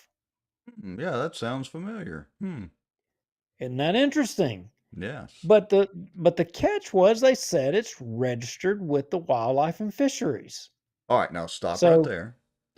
According to the statutes, and I don't have it in front of me, it spells out the entities that are responsible for this. So, yeah. Educate the rest of us. So that is a rabbit hole still left to go down. That's where it's at as it stands now, is that we've got to kind of go down the road with Wildlife and Fisheries. But the only recognized that they know of happens to be Glen Cove, where I live, which I got to tell you, that's surprising to me. I would have have a legitimate gripe now. I think I might have a legitimate gripe. So we're going to have to go down that road a little bit further and just see where it all ends up. But See, hey, I was hoping that it wouldn't actually be a no wake zone because I was gonna go in there with my, well, can't really call mine a glitter rocket because it doesn't have any glitter. It's solid gel, but my red rocket, and I was gonna back up in your cove and just roar out of there and throw all the wake I could, just for you, okay. Mister, and video me while I'm doing it. I know. So I'll tell everybody, let's go on and get it out here. I live at 1835 Glen Cove. So for all of your bass friend hooties that want to come in the cove and want to screw up. Now, tell me something. You and I had plans about doing something else out here to be able to expose those ruthless bass fishermen that have no Those respect for landowners. ruthless bastards. What bass? I didn't say that. You say that. But what I want you to for all of our listening audience, what was our evil devious Dr. Evil plan that we were going to do? Tell me. Just Would that be say it. the game camera thing? Well, we were talking about putting a camera up to where we could video all these bass boats coming in here doing what they do, and Hey, look, for me, it's an etiquette thing because all joking aside, if there's a no wake zone, or if you're out there on your dock fishing, I tend to try to be courteous. If I'm going to come into that cove, I'm going to shut down. If I see you out there fishing, I'm going to shut down just a little bit earlier so there's a little bit less wake to do it. But I realize that not all my fishing, and look, you can't discount those darn crappie fishermen because they're fishing out of bass boats now. It's like the crappie fishermen are infecting the bass fishing. Well, I don't know what's infecting all of y'all, but all I want you to do is be considerate of, the people. And I got to tell you, in recent years, there is a lot more inconsiderateness going on. And to those that get caught on that little evil, devious plan of ours, I got Dr. no problem. Evil. I got no problem with what befalls you, but I'm just saying, I live at 1835 Glen Cove, and if you want to come in and try out your rooster tail, by all means, have fun. Look forward to seeing you on We video. we just need one of those naked cats, and you can be Dr. Evil. All right. Oh, wait a minute. Wait a Oh, minute. I didn't say no. Don't go You get that did. Wait a blasted minute. cat. I got one of those. Alice Boyer says manners. Good to see Alice. And Kara says, "Did you really just put our home address out there?" All right, Miss Kara, I have to educate you on that. Your home address ain't no secret at all. It's Hey, public record. All right. is it against the law to have a fish basket? I don't think so. So, Yeah, like, if you're well, brim fishing or crappie fishing, you got a basket and you catch them and you drop them in there. yeah, because I did have a fish basket one time, and somebody in a stinking bass boat raided my fish basket. So you know what I did? I had to put a tripwire on it. I think it's illegal. I'd have to double check. Been a while since I've used a fish basket from back in the days when we had a farm, and of course, that was private property. So Well, I had a little stringer. I had to walk up and go use the bathroom, and I had a little basket, and I had to put them in. So I don't know if that. I don't think that. Look, when I was a kid and fished in the John boat on Phillips Bayou and other places in Monroe and all that, I would, instead of a stringer, because if you have a stringer on, the problem is the snakes, the water snakes, will come up and try to eat the fish, and then you look down and you got a snake that's got a half-eaten fish and a stringer full of fish, and then you got a real problem. So I would use a fish basket. That way I could drop my brim and all that in the fish basket and tie that up to my boat and just drag it along so they stayed in the water. But I digress. That was a long time ago when I was still a perch jerker. All right. I digress again. We're turning this into an outdoor news show, so we need to stop while we're ahead. Well, I don't know what else to say except good night to everybody. Thank y'all for watching and tolerating us as we go off on our, buoys and pay and rants of all natures. Everywhere else we go. Yeah, I'd like to thank everybody for watching too and the comments. Really appreciate everybody doing that, and we'll start closing out with go to bossierwatch.org. We've had a couple of people order a few coffee mugs. Appreciate that. As a matter of fact, I got a hat I need to deliver to our good friend Dr. Ed Gonzalez over there in Shreveport. If you got information you want to share, bossierwatch at protonmail.com. Make your own free Proton Mail account. No identifying information. Send it to bossierwatch at protonmail, and then it's truly anonymous email. And so we like to promote that service. It's a free service that you can use, or you can do the paid service too. But anyway, and check us out on the Outdoor News Facebook. Go to YouTube, hit the subscribe button for Bossier Watch, the Outdoor News, and Louisiana Watch. I know that's 3 things for homework, but this is a tough class. So we ask that you all, or that all of you do that on all 3 channels, and that will help us out to get the message out. Yep, we're only as good as you, and if you don't do your work, we're doing our work. You got to do your work. We're trying to inform all of our folks out there, and we can't do it without you. I mean, it's we're in it together. All right, I'm gonna hit the finish button, Mr. Lowry. What say you? Have a good night. Thank you, guys.